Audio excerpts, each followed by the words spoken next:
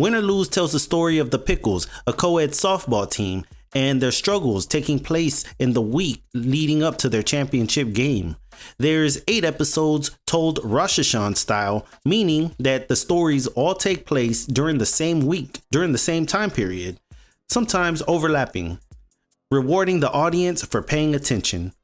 Today, I want to talk about the first episode titled Coach's Kid, because this episode is catching flack from all angles and I won't stand for it.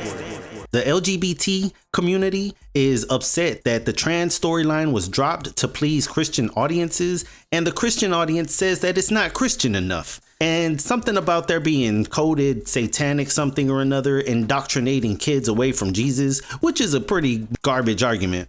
They point to characters like Laurie's mom, there's a gay janitor, and also a hidden trans character. And I'd argue, where's the acceptance that religion preaches? Isn't it written, don't judge lest ye be judged?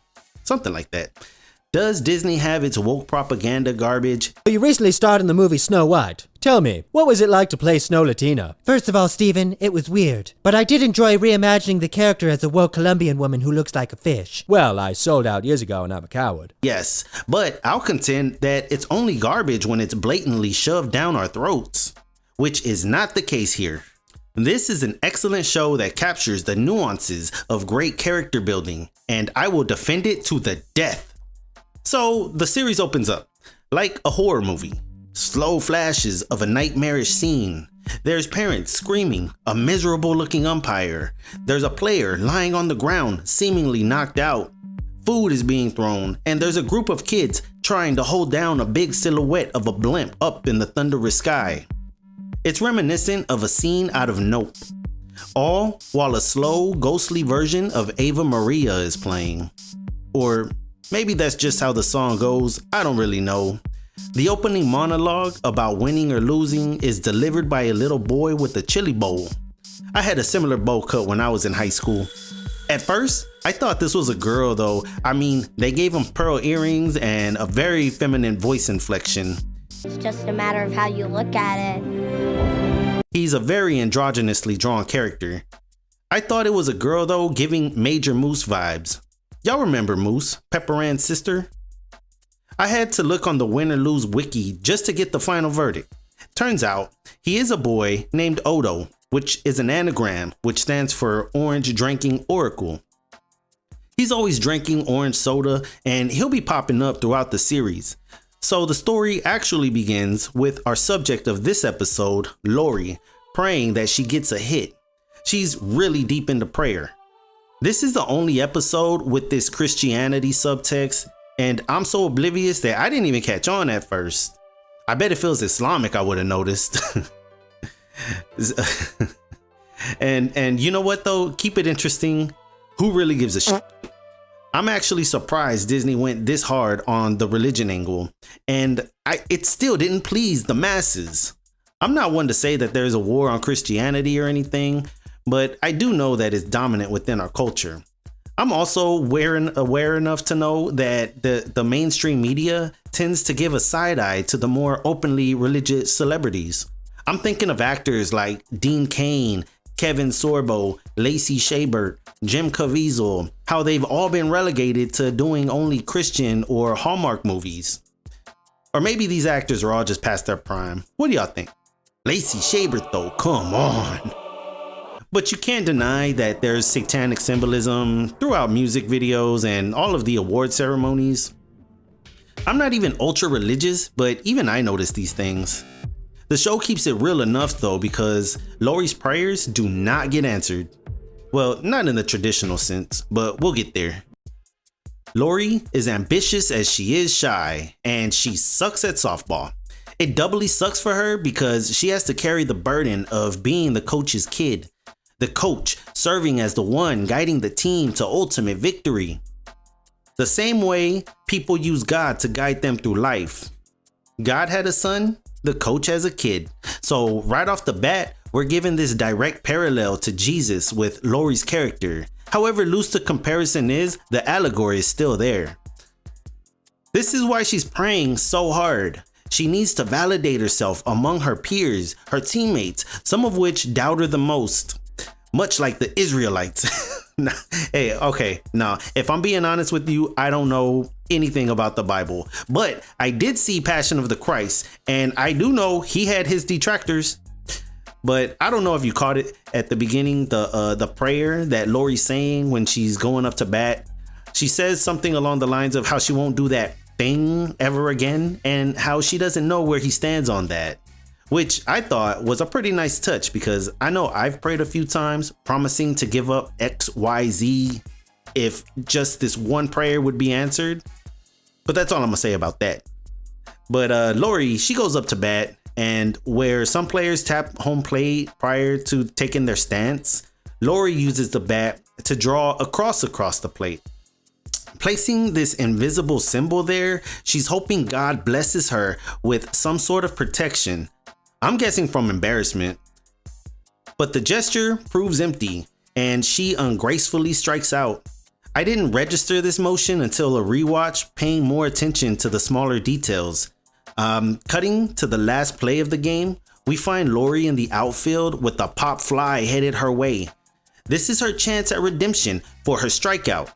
But she trips over herself, and just as she's about to miss the ball, losing the game, Kai, the team star player, leaps in slow-mo style, sporting this big smile as her head covers the sun, forming a sort of halo, like a guardian angel saving Laurie, from total failure. So the Pickles win the game, securing their spot in the championship the following week. We see Laurie's strikeout from earlier. It was recorded, edited, and uploaded to the internet by her own teammate. This kid, Ewan, he sold her out like some kind of Judas. We're introduced to Ewan as the cool, cocky kid who's bullying Laurie. But another player, Rochelle, has her back, turning the tables on Ewan, saying he only picks on Laurie because he likes her. Which, now that I think about it, was not the best move on Rochelle's part, because this could have opened up the floodgates, giving Ewan the chance to tee off and roast Laurie. I mean, we've all been there, right? I know I have. I'm like, shut up, just shut up, don't say that. Either way, Laurie hears this. She starts to quietly give reasons why they can't be together. Luckily, Ewan stands down, admitting to liking another player named Taylor. I think what draws me into this series is how I can see myself reflected in a lot of the characters. Of course, I was never a 12-year-old girl, but I was for sure an underdeveloped, short little dorkwad. Staying on the topic of Laurie, she's full of self-doubt and meekness, always speaking softly as to never overstep her boundaries. After the game, we see the coach, who, mind you, is Laurie's dad. He high-fives every player, telling them they did great. But when he gets to Laurie, who's clearly looking for that reassurance, he denies her the high five, the same way Jesus was denied by his own people. It's around this point in the story where she develops a sweaty blob monster. They could have easily made this that cliched angel and devil on either shoulder, but they showed restraint. The sweat monster personifies that voice we all have in our heads, eating away at our subconscious. It's the reason most of us leave our TVs on while we sleep at night. It grows throughout the entire episode, showing how when you don't address a problem, it builds up inside your head. We pick up on the car ride home where Laurie is in the back seat. Her dad is reluctantly letting Laurie's older sister drive. Laurie asks her dad if they could practice Tuesday, as she's working on her 10,000 hours. He replies that that's her mom's day. Sensing her disappointment, he says they can practice Friday though. With that, she says cool and offers to stay with him for the weekend. He passively says, oh good, and continues to tend to his other daughter. But in his defense, it's pretty stressful watching this little girl drive. But it's at this point where we get some religious imagery. See, when her dad agrees to Laurie's suggestion, the clouds open up and she sees a bright light, and we hear an angelic harmony start to swelter. And she gets this smile on her face that suggests her prayers have been answered and things are gonna get better. We can dream, can't we? The show doesn't hand anything to Laurie. She suffers for her revelation. It's done tastefully, but she's suffering nonetheless.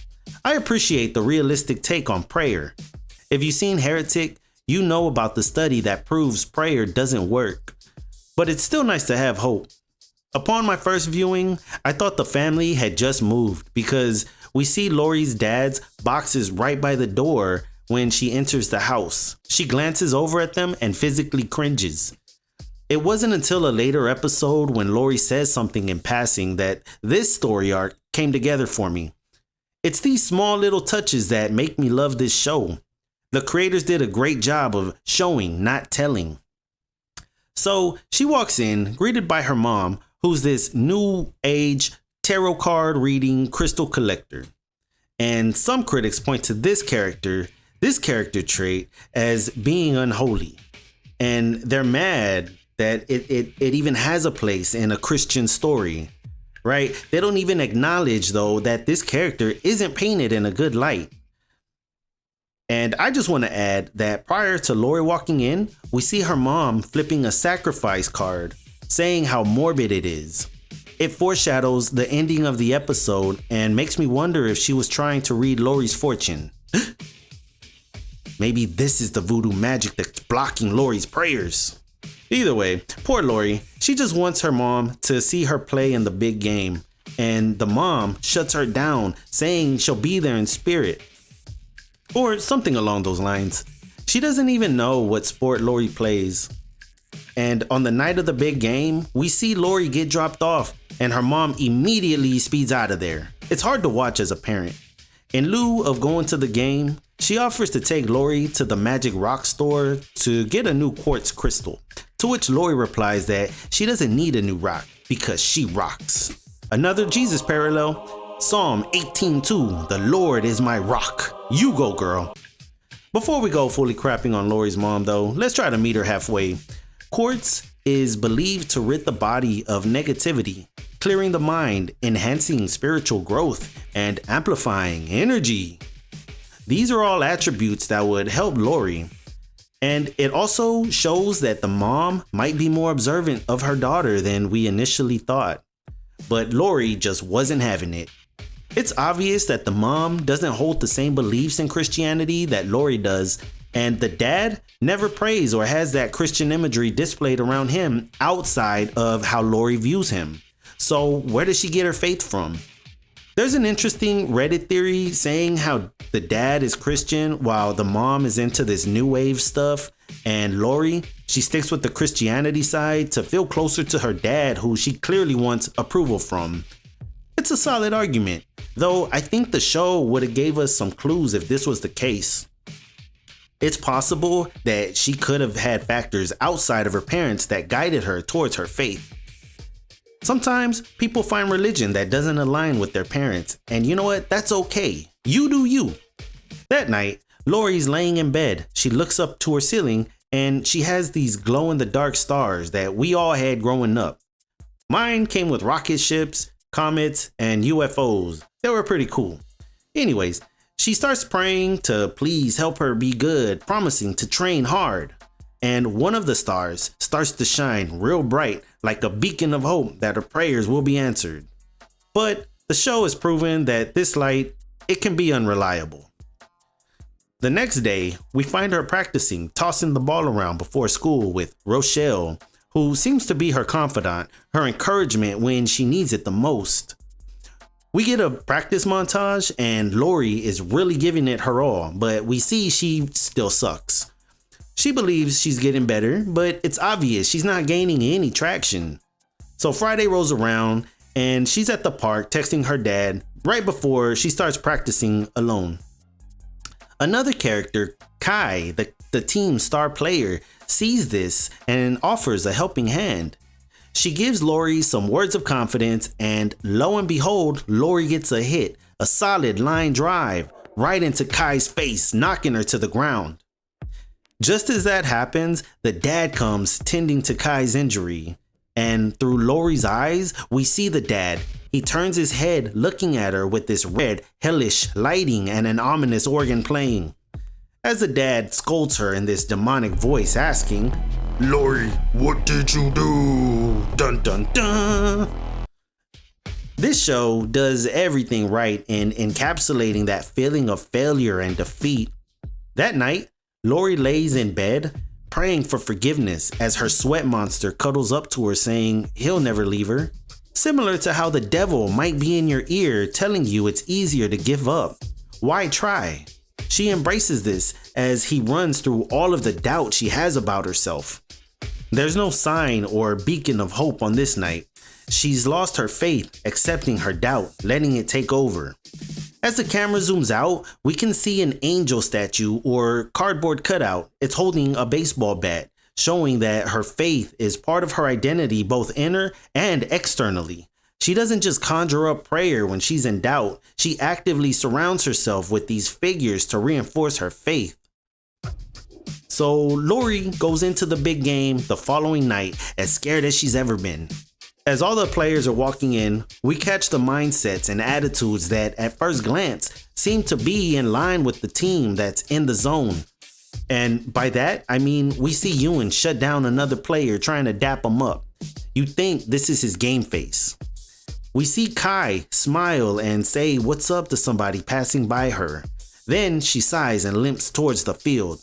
We see the coach walk into the dugout. First, he has a smile on his face, only to glance into the crowd for a split second. And then his attitude changes. He tells the kids that people think they're losers and they don't deserve to be there. But there's deeper meaning to everything we see, which will reveal itself in time. Like in real life, we don't know the internal struggles that goes on inside of other people around us. But the coach says to the kids that this is their chance at redemption. As a stadium light shines in over the coach's head, Laurie sees this sign as the sweat blob calls her Judas, which is a heavy comparison, but it shows how Laurie sees herself at this moment in time. She injured the star player in her quest for personal gain, being that she hit the ball, which was her goal all week, but when she succeeded, she committed the sin of pride by celebrating, right? Because God forbid you feel proud of yourself. And Kai suffered for it. Laurie looks around for Rochelle, her only other real friend on the team, but she's not there. She's alone, like Jesus on the cross. So Laurie, feeling isolated, she feels responsible for Kai's injury, so she can't really talk to her. She can't even look her in the eyes. And the rest of the team, they all talk down to her. She looks over and Odo appears. With a deadpan look on his face, he slowly turns towards Laurie with an ominous message. Hit or be hit, your fate is your own. With that, he plants the idea in Laurie's head, although she doesn't realize it just yet. Her attention gets pulled away for a split second as the team tells her it's her turn to bat. When she looks back, Odo's gone, fulfilling his part as the oracle for Laurie. Why didn't he give her a clearer message, a message of hope? Well, why did the oracle tell Neo he wasn't the one? We all know God's motto. When you do things right, people won't be sure you've done anything at all. Laurie was given the information. She needs to figure out what to do with it. So Laurie goes up to bat. After 2 intense strikes, where the umpire is seen wallowing and in tears and fumbling his calls, the coach calls for a timeout. And we see Laurie walk towards her father. Like a dog with its tail tucked between its legs, the massive blob is on her back, weighing her down. Not unlike how someone in need might crawl to the altar seeking guidance. She has this shadow cast upon her, while her dad has a bright stadium light looming over his head, to the point where when Laurie gets close enough, the light drowns out his face like a halo.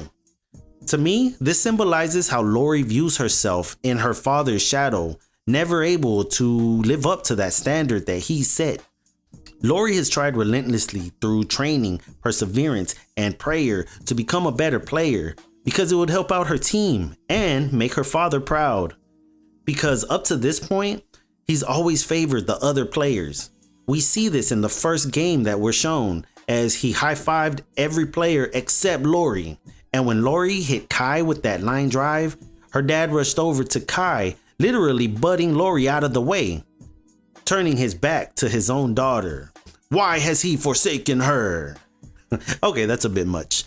But she spent the whole week trying to prove her worthiness, not for herself, but for her team. She's a selfless individual, not unlike another biblical character who gave everything for the good of the people. So here we stand, Laurie with this heavy weight on her shoulders, looking up to her father in her most desperate time of need. This is the point where the sweat monster reaches apex, the culmination of her troubled week. Her dad kneels a little bit, just revealing his face from the shadows that Laurie sees him in. He has a heart-to-heart with her. As Laurie lets her sweat monster fully consume her, she asks her dad if she's good enough. He tells her everything is coming together for her. It's not about being the best, it's about trying your best. And to just relax, let the game come to you. With that, a realization is sparked inside Laurie. All of a sudden, she knows what she needs to do. She marches back to the batter's box, shrinking the blob monster with each step as her confidence builds. Odo's message is coming to fruition.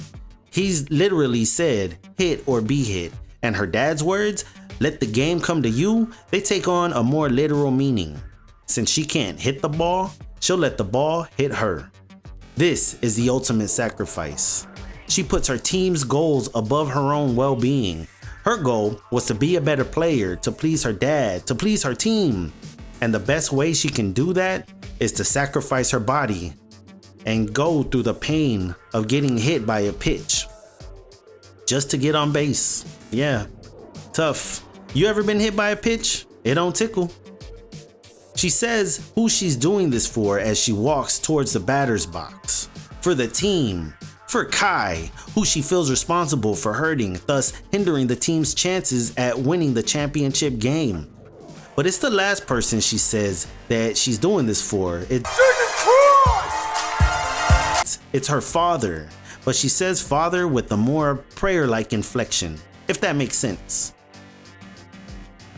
As the pitcher throws the final pitch, Laurie releases the bat and floats into the middle of the plate, arms wide open, ready to embrace the sacrifice. As the giant oversized ball hits her, we cut to credits. So looking back to the beginning of the episode, Laurie was the player we seen knocked out on the ground. And now that we have a better understanding of who she is, we can infer that the position she was laying in was intentional. She is the Jesus figure, crucifying herself for the good of the team. And she had her arms spread open, symbolizing her ascension as a spiritual person. Her prayers are never answered in the traditional sense. There's no lucky home run or fumble on the pitcher's part. Laurie had to find her own answers, and when she did, she committed 100% without question. Yes, this can be a heavy underlying theme, but the surface level message is clear. You don't have to match everybody else's skill set just to contribute greatness. On its own, the story is very heartwarming. It's a heartwarming reminder that parents just want to see their kids try their best, right? Even if they don't succeed, just try your best. And prayer only works if you make it work, because Jesus helps those who help themselves. Is that a Bible teaching? It's been my interpretation. For me, I enjoyed this because I completely forgot how the show began, how the episode began, and how the ending was forecasted, which is another critique on why some people didn't like the show. But me, I was so enveloped in the story that the conclusion caught me off guard. I thought it was a pretty cathartic ending. I loved it. Only if every episode concluded this way, right? You may or may not agree with my narrative, but that's the beauty of art. Let me know how you interpreted Laurie in this episode. And FYI, I'm not hating on Christianity or any religion. I just think everybody needs to lighten up and enjoy the show. If you made it this far, like the vid if you like the vid. I'll try harder next time either way. Subscribe if you want to hear my take on the Umpire and his self-sabotaging love life. Thanks for watching. I'll catch you on the flip side. Peace out.